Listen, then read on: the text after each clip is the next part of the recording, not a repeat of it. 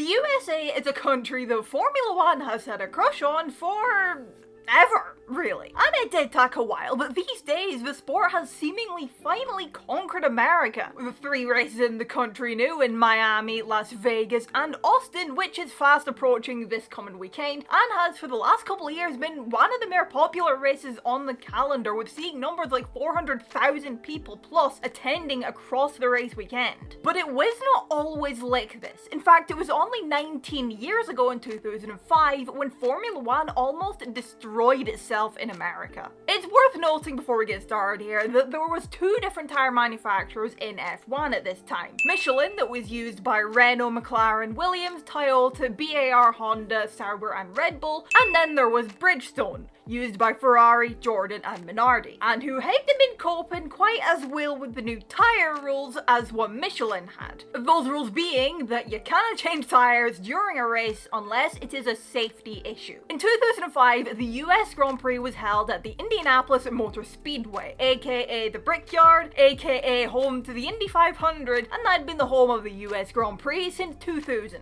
Prior to F1 rocking up in there in 2005, there had been some resurfacing going on. Namely, and importantly, the 13th and final corner, which took the cars out onto the banking. The resurfacing had made it a much more rough, much more abrasive surface. And having that in a season where tyre changes during the race was banned unless it was a safety concern, what could possibly go wrong? A lot! As it turned out, and it was when practice rolled around on Friday that the problems had started, as Ralf Schumacher had a hefty crash at the 13th turn after his left rear tyre went kaboom. He was fine, but he did not participate for the rest of the race weekend. He got rolled out and Toyota replaced him with the reserve driver Ricardo Zonta, who had been in the car in FP1 and had actually had a tyre failure as well. And this actually wasn't the first time that we'd seen tyre failures here at the Brickyard for F1. It had happened the year before for Fernando Alonso and Ralf Schumacher, whose 2005 crash was much the same as his 2004 crash. But it was only new in 2005 after the track had been resurfaced with a much more abrasive surface and in a season where again tyre changes were banned, that Michelin were starting to have real problems with this track, with turn 13 specifically. Just their tyres just not being able to handle the stresses of the corner with the much more abrasive surface. Unlike Bridgestone, who were fine. But how were Bridgestone no having the same issues? Well, Bridgestone owns Firestone, which was run here with IndyCar the previous month, so take a guess. Also, you know, the simple fact that Bridgestone tyres are not Michelin tyres. Yeah, I'm really pointing out the obvious on that one. Now, qualifying did go off without problems. Toyota claiming pole with Jarno Trulli, aka the conductor of the Trulli train, but that didn't mean that F1 didn't have a big problem on their hands of what to do on race day, a day that would see the cars running for 73 laps when Michelin was saying that their tyres could really only do 10 consecutive laps. Yeah, there was a bit of a problem at hand. Now, Michelin had been prepared to fly in new specs of tyres, and there'd also been a suggestion to limit the car's speed going round turn 13, but that got shot down. It was also thrown out there to lift the no tyre changing during the race unless it's a safety concern rule for this race and have the Michelin runners stop every 10 laps, but that would require each car hitting, 9 sets of tyres in total for the race? Yeah, that wasn't exactly going to work, not on short notice. An idea was also given to put in a temporary chicane at the final corner to slow everybody down through it. Meaning, you know, the stresses on the tyres wouldn't be so bad. Now, Renault approved, McLaren approved, Williams approved, Toyota approved, BAR Honda approved, Sauber approved, Red Bull approved, Jordan approved, Minardi approved. Ferrari, however, did not approve.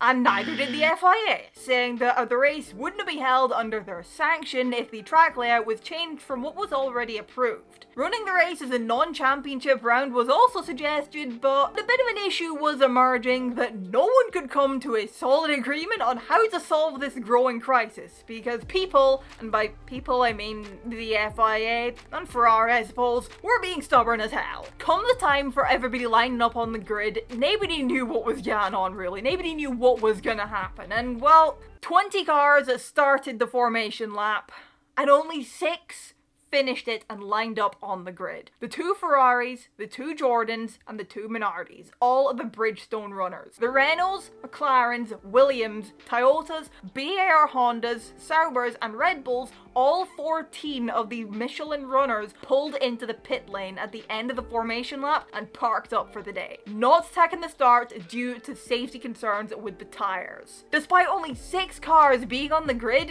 still in their correct grid slots of 5th, 7th, 17th, 18th, 19th, and 20th, the lights still went out and the race still started and went on, with just 6 cars trundling around in a procession for 73 laps. The only change of position came between Narain Karthikeyan and Christian Albers. The Ferraris also came a bit close for comfort at one point, but as you can imagine, with just 6 cars racing, there was about as much action as what you'd expect to see in Monaco these days. Absolute farce.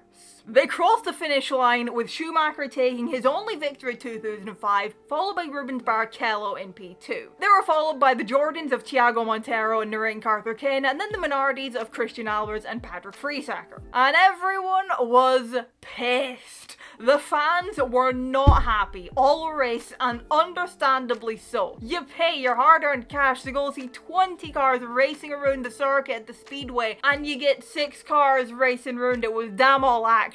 Due to a situation that really, if people had been cooperative, it could have been avoided, but it wasn't. Due to all this, the podium celebrations were understandably a bit more muted. A memo people had clearly forgotten to give Thiago Montero, who was happy as a pig in shit at getting his first podium. And honestly, yeah, fair game. It was not his problem. The 14 cars did not start the race. F1 did remain racing at the speedway for 2 more years after this in 2006 and 2007. However, the sport had taken a hit in the United States after the farce that was 2005. And after 2007, that would be it for F1 in the States. There would be no US Grand Prix on the calendar from 2008 onwards. Until it was announced in 2010 that the US Grand Prix would return in 2012 at a purpose-built circuit in Austin, Texas on a 10-year deal, and now 12 years after the return of the US Grand Prix with the Circuit of the Americas, a track that has become a modern classic, F1 is stronger than ever and for once finally stable in the US. And now it is up to you to decide which was the bigger farce,